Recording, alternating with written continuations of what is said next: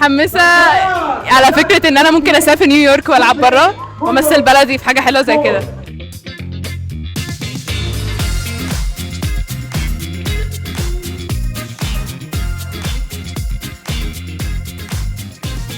هاي انا سلمى عدوي، النهارده جاي العب في ريد بول عشان اخد مركز اول ان شاء الله. انا ياسين ياسر عبد الوهاب، لعيب نادي الزمالك منتخب مصر. اسم التيم بتاعنا كينجز. انا رنيم وانا اسرار، واسم التيم على الله حكايتنا.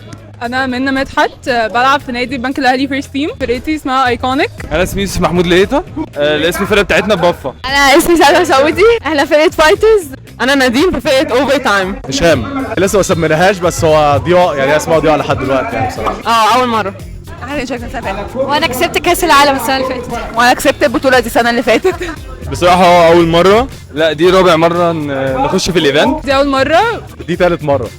لا حلو قوي الصراحه، وبالذات ان احنا دلوقتي النهارده احسن 8 فرق هم اللي موجودين. تحفه والله، كل سنه بتبقى متنظمه بشكل اروع من اللي قبله. كل مره بتبقى حلوه الصراحه، في مصر بالذات بتبقى حلوه جدا.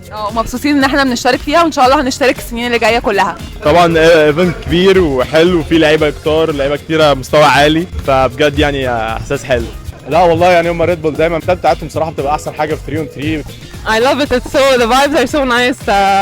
يعني everything is so organized. I'm having so much fun. لا ايفنت حلو، اتبسطنا وكده، اكسبيرينس حلوه يعني.